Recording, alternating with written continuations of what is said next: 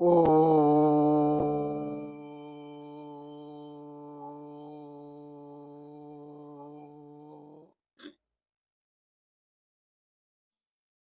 ओ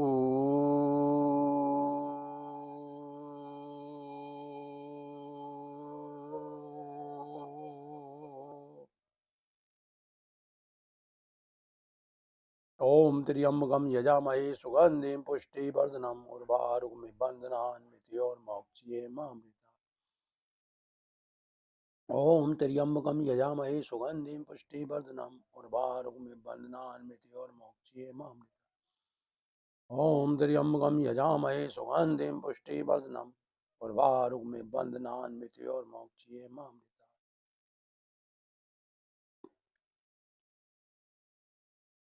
आज का जो समय है मिलावटी समय है। कोई चीज व्यक्ति को शुद्ध नहीं मिल पा रही है, जिसके कारण शरीर का विकास नहीं हो पा रहा है।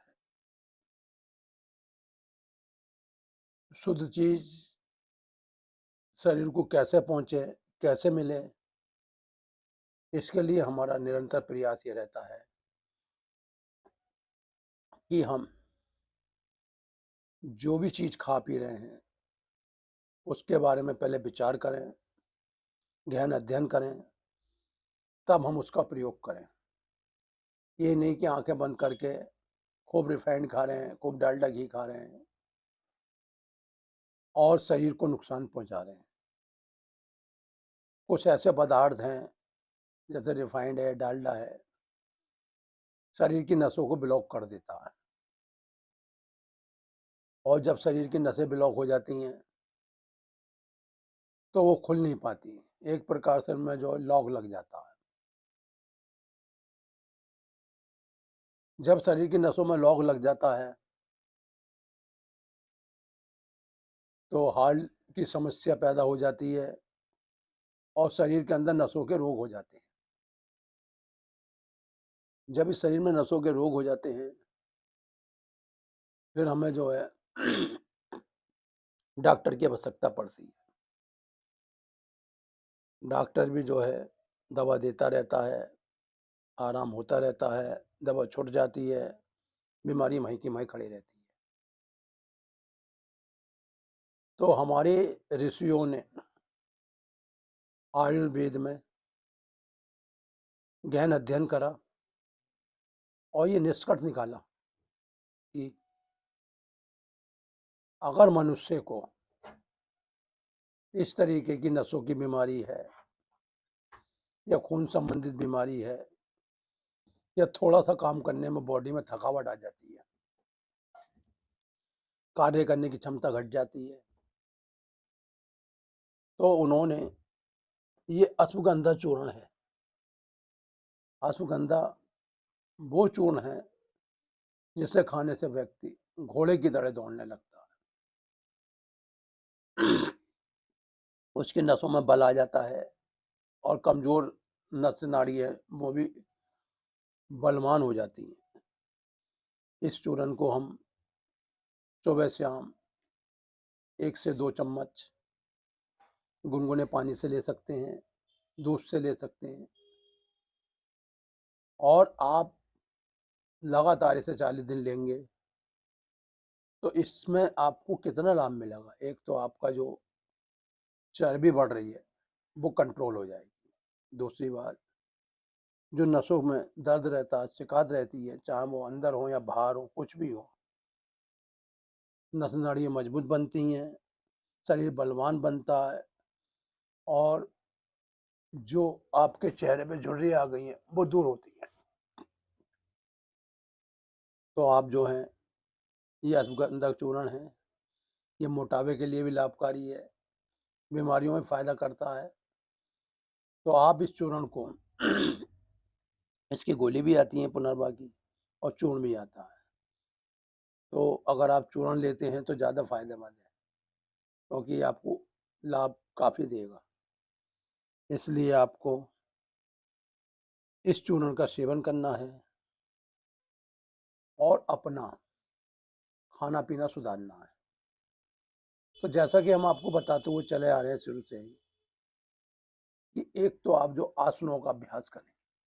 आसनों में ये पद्मासन है, ये बहुत विशेष आसन है।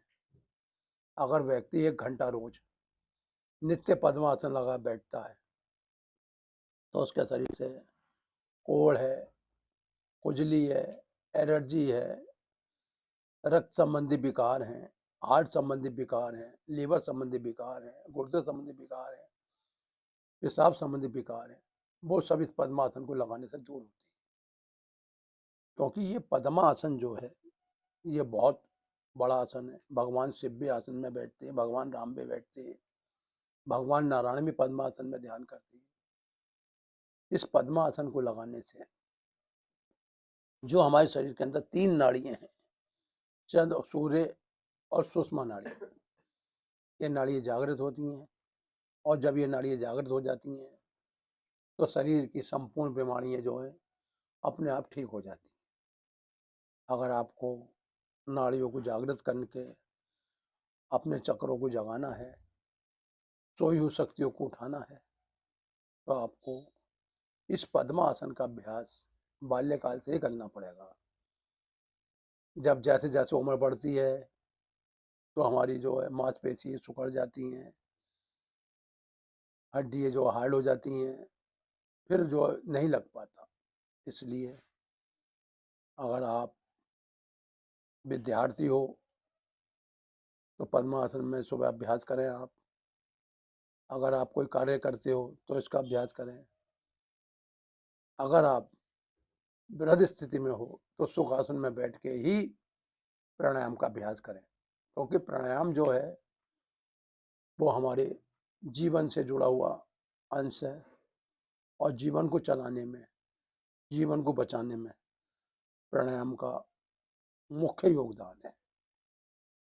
तो जैसा कि हम आपको बता रहे हैं कि भस्त्रिका प्राणायाम हमारे फेफड़ों को मजबूत और बलवान बनाता है। कैसे करते हैं? मुख बंद, नासिका से श्वास गहरा लंबा भर लिया और छोड़ लिया।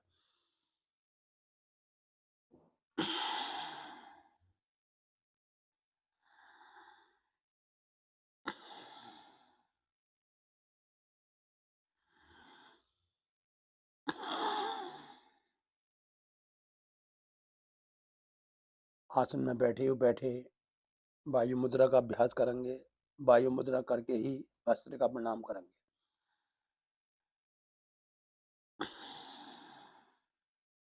सांस लंबा गहरा,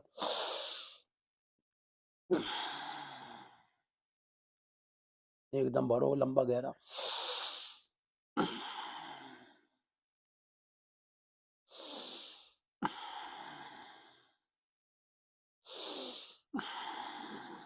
भस्त्रिका करने वाले को कभी नजला नहीं रहता, जुकाम नहीं रहता, फेफड़ों के रोग नहीं रहते, दमा नहीं रहता, खांसी नहीं रहती, अस्थमा नहीं रहता। वो सब भस्त्रिका प्राणायाम करने दूर होते हैं।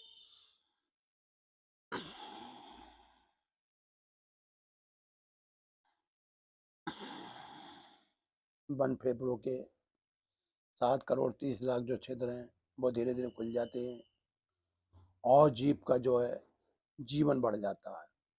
फेफड़े बंद होते हैं, टीबी हो जाती है, फेफड़ों में दाग बन जाते हैं, मुंह से खून जाने लगता है। लेकिन अगर आप नियम पूर्वक हनुमान चालीसा का ये मंत्र 11-21 बार पढ़ते हैं, नासे रोग हरे सब पीरा, जपन निरंतर हनुमत बलबीरा, तो आप लंबी आयु पाएंगे और फेफड़ों की आपकी जो भी समस्या है वो दूर हो जाएगी। लंबा भरो, छोड़ो। लंबा जो श्वास है वो मस्तिष्क तक जाता है, यानी मस्तिष्क के भी रोग हमारे इस भस्त्रिका को करने से दूर होते हैं। हमारे जो फेफड़े हैं, बड़ा सीधा फेफड़ा बड़ा है, उल्टा फेफड़ा छोटा है।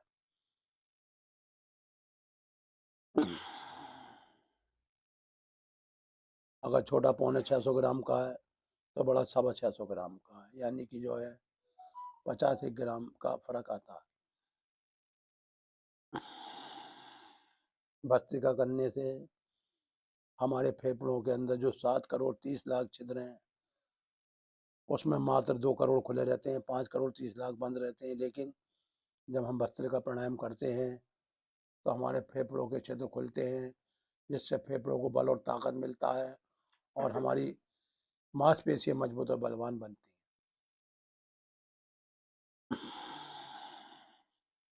भस्त्रिका के पश्चात आप कपालभाति प्राणायाम कर सकते हैं, क्योंकि कपालभाति प्राणायाम वो है जिसे करने से हमारे जो है गुर्दे, किडनी मजबूत स्ट्रांग रहते हैं, कभी खराब नहीं होते हैं, सुगड़ते नहीं हैं और हमेशा 24 घंटे अपना कार्य करते हैं। कैसे करना है? सांसों को बाहर फेंकना है, पेट अंदर।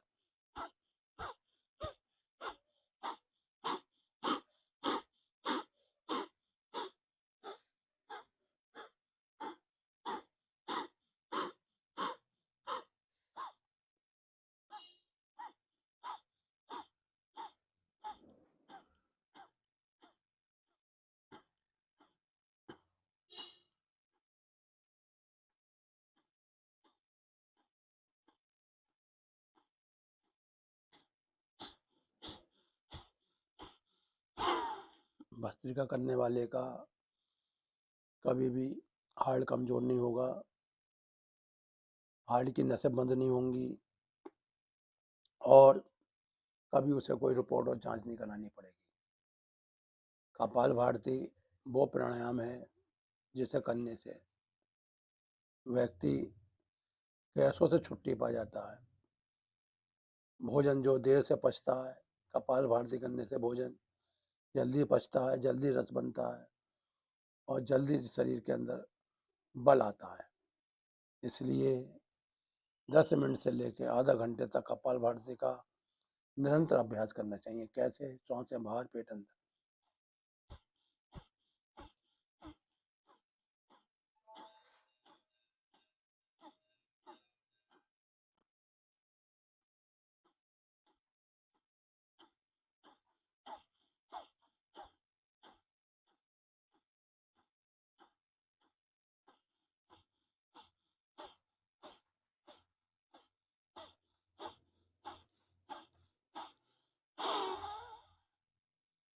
शरीर को जो आपको ताकत मिलती है, बल मिलता है, वो प्राणायाम करने से मिलता है। इसलिए आप शरीर का बल और ताकत कमजोर नहीं होने दें, शरीर को निर्बल नहीं होने दें। अगर आप प्राणायाम का अभ्यास नहीं करोगे तो आपकी जितनी भी नस नाड़ी हैं, चाहे घुटनों की हैं, चाहे हाथों की हैं, चाहे कंधे की हैं, चाहे गर्दन की हैं, वो जो है सिकुड़ जाएंगी और उनके अंदर रक्त का संचार रुक जाएगा। इसलिए आप निरंतर इस अभ्यास को करें और आने वाली मुसीबतों से बचें। आज के समय में हर व्यक्ति पेट से बहुत दुखी है और वो तरह तरह के चूरन खाता है, तरह तरह की दवाइयाँ प्रयोग करता है, गैस की गोली भी खाता है, लेकिन उससे लाभ नहीं मिल रहा है। अगर व्यक्ति को गैस से हमेशा के लिए छुटकारा पाना है और अफरापन न बने पेट के अंदर, उसके लिए उसे रोज नित्य इस कपालभाति का अभ्यास करना चाहिए, क्योंकि बिना अभ्यास के आपको जो है सफलता नहीं मिलेगी और जब सफलता नहीं मिलेगी तो आप जो है जीवन में कभी भी गैस से छुटकारा नहीं पाएंगे। इसलिए फिर एक बार देखें।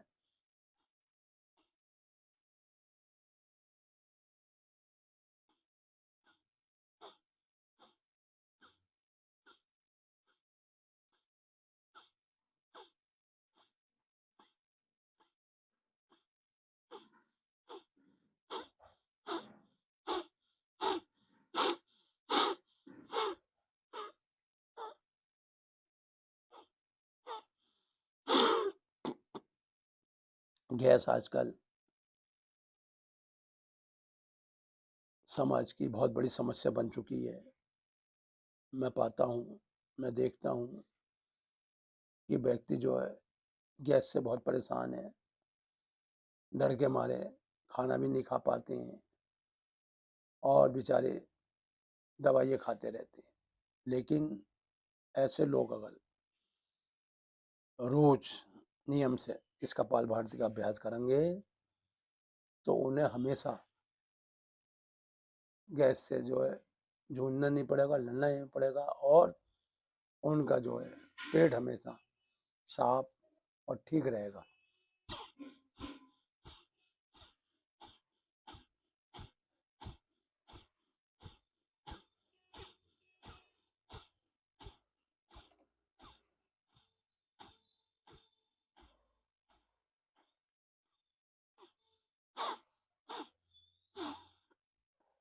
इसी क्रम में आगे बढ़ते हुए बंदों का अभ्यास करें तो बंदों का अभ्यास करने से भी कभी भी शरीर के अंदर गैसें नहीं बनेंगी, पथरी नहीं बनेगी और व्यक्ति जो है अपना जो है मूल्यवान समय बचाएगा और जीवन को आगे बढ़ाएगा। बाह्य बंदों में गुदा का संकोचन मूल बंद, पेट अंदर खींचना उड़ियान बंद, थोड़ी कंठ से लगाना जलंधर बंद। गुदा खींच ली, पेट अंदर, थोड़ी कंठ से, तो ये तीनों बंद एक साथ। एक बार फिर देखेंगे। सोच जाने की इंद्री का संकोचन, पेट अंदर,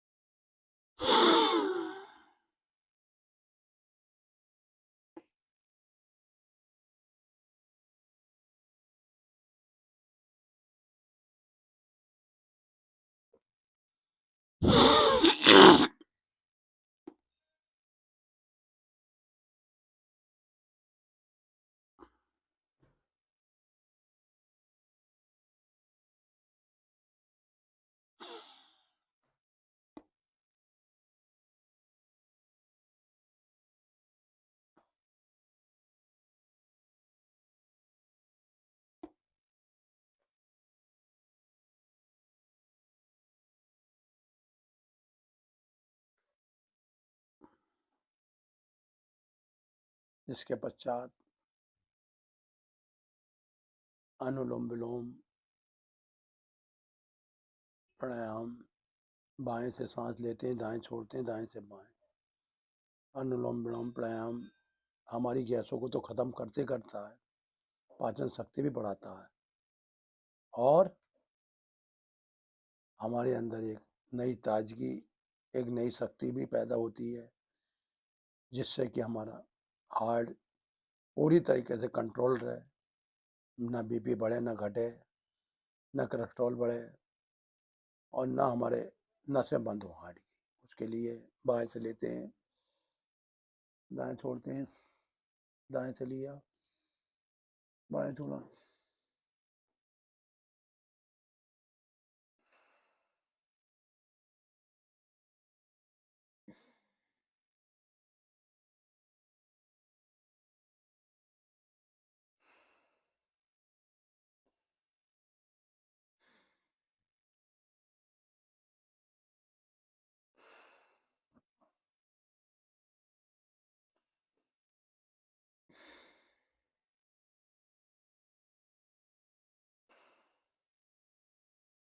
व्यक्ति अगर नियम पूर्वक रोज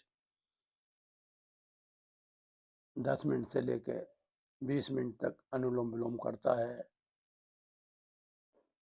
तो वो जो है बीमारियों से, चक्कर से छूट जाता है और उसके शरीर में बीमारियां प्रवेश नहीं करती और वो हमेशा स्वस्थ और बलवान रहता है। लेकिन करना जरूर चाहिए, कमर सीधी, गर्दन सीधी।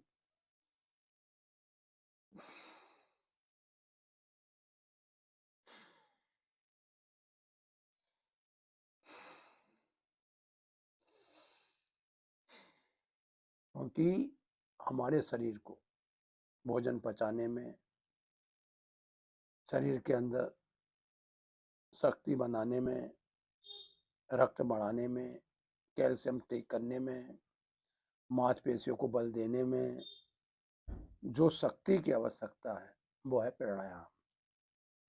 इसलिए अगर हमें समय से पहले बीमार नहीं होना है, समय से पहले शरीर की सर्जरी नहीं करानी है, समय से पहले घुटने नहीं बदलवाने हैं, तो हमें अपने जीवन में प्राणायाम को अपनाना पड़ेगा। अगर हम लोग प्राणायाम को नहीं अपनाएंगे तो हमारा जो रोग है वो जड़ से ठीक नहीं होगा, और जब जड़ें कमज़ोर रहती हैं तो तभी भी उस डाली पर फल नहीं आते हैं, अधूरे फल आते हैं जो समय से पहले ही नष्ट हो जाते हैं। इसलिए अगर आपको अपना शरीर रूपी फुलवाड़ी हरी भरी रखनी है तो आपको ये प्राणायाम रोज करने पड़ेंगे। लंबा गहरा सांस,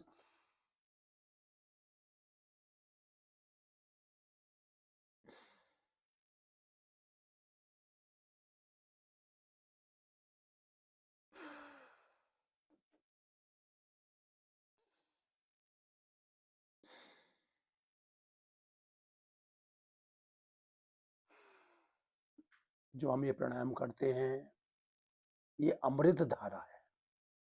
जो लोग दवाइयाँ खाते हैं, महंगी महंगी दवाई है, वो शरीर को कभी भी अमृत नहीं देती है।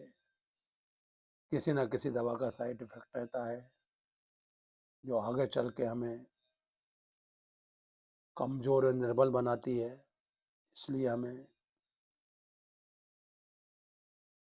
अगर कोई बहुत ही जटिल समस्या है तो दवाई का सहारा लेना चाहिए, नहीं तो जो मेन सहारा है वो इन प्राणायामों का, इन्हें जरूर करना चाहिए।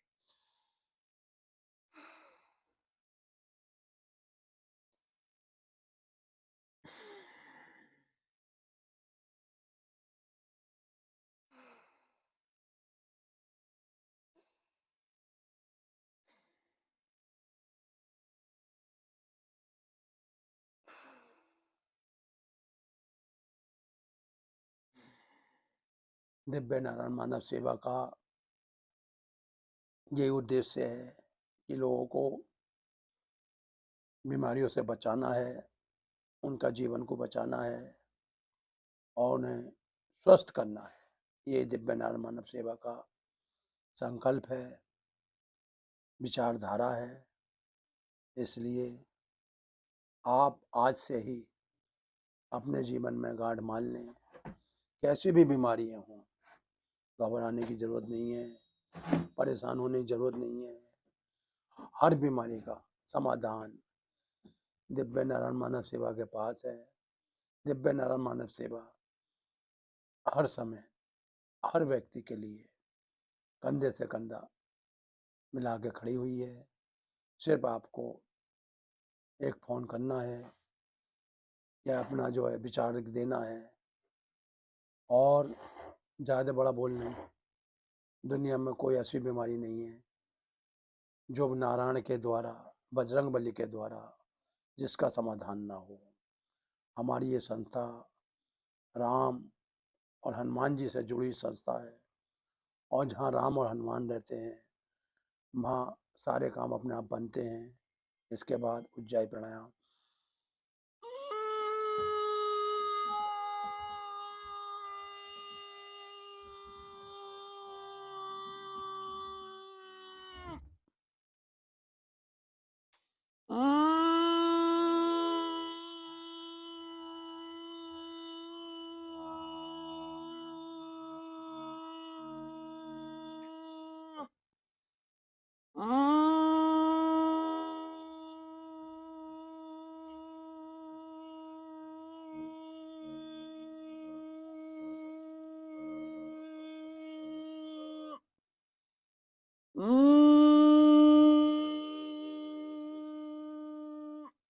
ब्राह्मणी।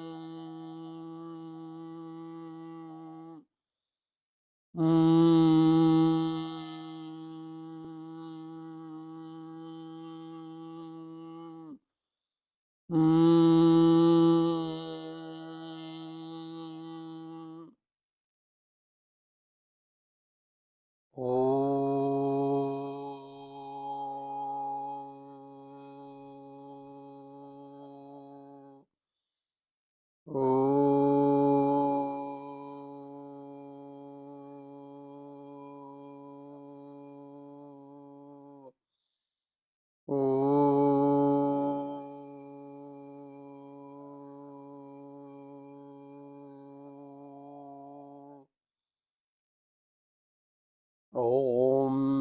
दियो शांति अंतरिक्षम शांति शांति रापा शांति रोजदे शांति शांति विश्वदेवा शांति ब्रह्मा शांति सर्वम शांति शांति रेव श्यामा शांति रेदि ओम शांति शांति। जीवन में बड़ी बड़ी परेशानी आती हैं। राम जी पे भी परेशानी आई थी, लक्ष्मण जी मूर्छित हुए थे, लेकिन उन्होंने हमारी परंपरा से जो सनातन संस्कृति आ रही है उसके अनुसार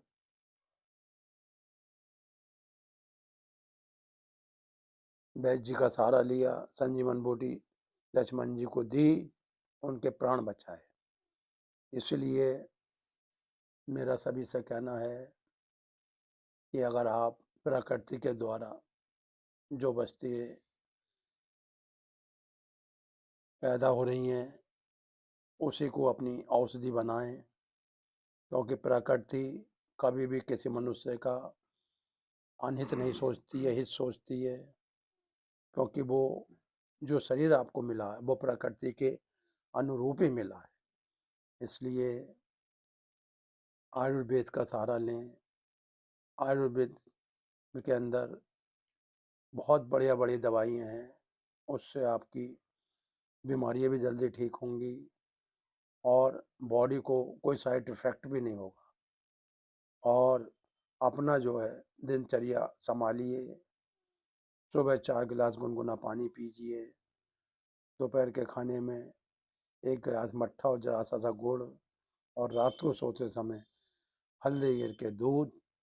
और खाना जो है बार बार नहीं खाइए, जो है प्रकृति के अनुसार 2 टाइम भोजन करिए। इसके अलावा शरीर को ज़्यादा उबड़ खाबड़ मत दीजिए, हरी सब्जी का इस्तेमाल करिए, तो आपके जीवन में बीमारियां धीरे धीरे खत्म हो जाएंगी और आप पूर्ण रूप से स्वस्थ रहेंगे। इसी के साथ दिव्या नारायण की तरफ से सभी को खूब खूब बधाई, साधुवाद। जय श्री राम, जय श्री राम।